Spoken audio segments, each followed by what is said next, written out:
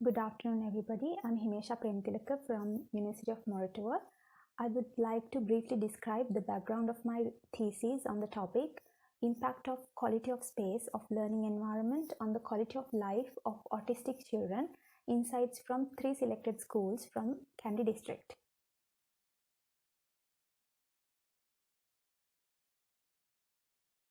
Receiving proper education is a crucial aspect of a better quality of life for any child. Children with conditions like autism spectrum disorder confront more obstacles compared to normal peers in receiving education. Fortunately, the modern world has accepted the differences of children with special needs.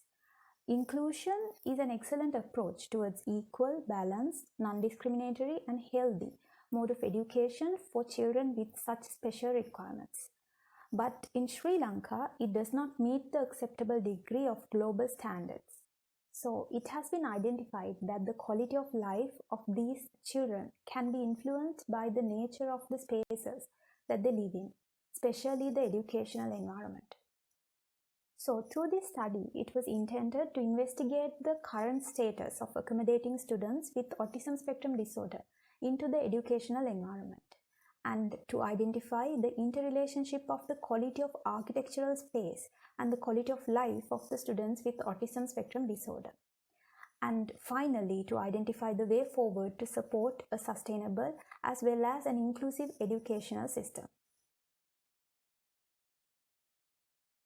So when we talk about the behavioral characteristics of students towards inclusive design approach, special needs education is a common term that we come across, which refers to students with learning difficulties that makes it harder for them to continue learning activities as same as a student in general. Special needs education includes a range of needs such as mental and physical disabilities, as well as cognition or educational impairments. So autism is a cognitive disability that affects each child differently and to a varying degree. Basically, it is a neurodevelopmental disorder that impairs one's ability to interact and communicate with others, also showing restricted repetitive behavioral patterns. Let's take a look at the prevailing education system in Sri Lanka. School education is the second phase out of the 4 different stages of education currently practiced in Sri Lanka. And when it comes to differently abled students, 4 educational options has been provided according to the government of Sri Lanka, namely special schools, special units attached to mainstream schools, inclusive mainstream schools, and special resource centers attached to mainstream schools. So mainly it has been specifically mentioned by the Ministry of Social Welfare about the necessity of students with differences to be educated in either special education units or ordinary classrooms in a mainstream school. The idea of creating sustainable spaces for autistic users progressed together with the universal concept of inclusion. So the aspect index, which includes 7 principles as a design developmental tool, was presented by Mostafa, which contains 7 principles. The first principle is acoustics, which is the most influential feature that impacts autistic behavior. The acoustical control needs to vary depending on the activity and the stimulation level of the space. And the second one is spatial sequencing, the arrangement of spaces in a logical order depending on the usage of each space. Minimum distraction and one-way circulation strategies are looked at through this criterion. And the next one is escape spaces, which is the sensory neutral space located in a quiet place to be used when overstimulated.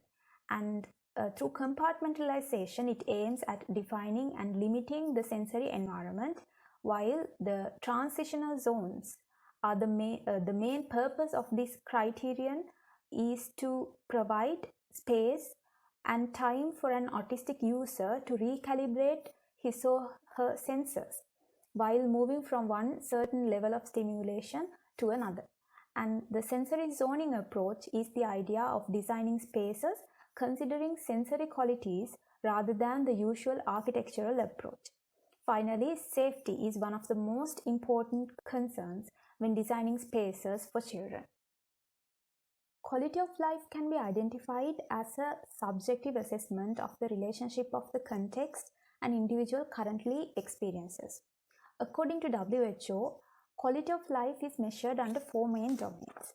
Similarly, the Pediatric Quality of Life Inventory, which was developed by Burney, is being used by researchers in measuring the life quality of autistic children, which can be both used as a self-report and parents' proxy report.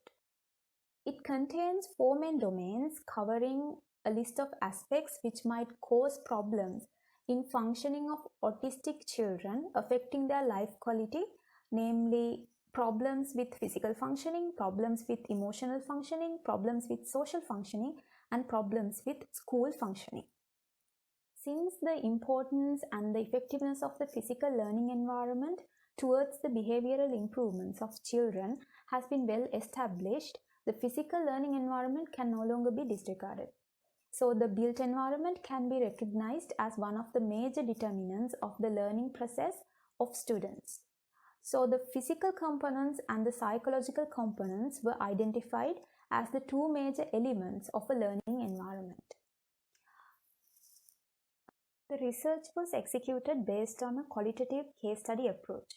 The study mainly investigated the manner as to how the built environment and its spatial quality affects the life quality of children with autism spectrum disorder in selected schools that accommodate students with autism spectrum disorder from Kandy district. 2 types of school typologies, namely special education schools and schools with a special education unit, were examined.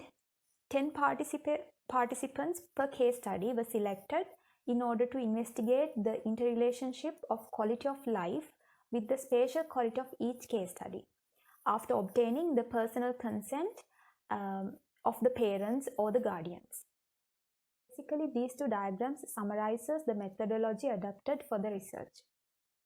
Finally, a comparison and an analysis of the quality of life of the students and the quality of space of the schools were done separately. So considering the quality of life of the students of each school, a highest percentage of 61.66% was observed from special school typology, while comparatively lower percentages were obtained from the mainstream schools with a special education unit. In the analysis and comparison of the quality of space in the selected schools, a higher average of 65% was observed in the special school typology, while lower averages were observed in the mainstream schools with special education units. The comparison between the quality of life and quality of space percentages in the 3 schools tested an equally proportionate relationship. School A showed the highest average of 65% for the quality of space, as well as an average of 61% for the quality of life, while the 2 mainstream schools with a special unit show lower averages respectively. Through literature as well, it has been identified that a sensory design results in creating positive impacts on the quality of life of autistic children, and how a learning environment with the required quality acts as a major determinant of the development of the learning abilities, visible and proved through the findings of the current study as well. So it is evident that even in the local context, under the existing conditions, the quality of life of students with autism spectrum disorder has a direct impact from the built environment, especially from their learning environment. Unavailability of any treatment facility attached to the learning environment was one of the most significant reasons that resulted in spatial quality of less than 40% and a quality of life of less than 50% for the students, especially of the mainstream schools. In the special units of the mainstream schools, the built environment needs to address more on installation of individual and escape spaces while improving on the spaces to gradually transit from one to another. Through the findings from these 3 cases tested, a clear relationship between the quality of space and the quality of life was observed. And an increment in the quality of life of the students with autism spectrum disorder was observed, along with the increment in the spatial quality of their learning environment.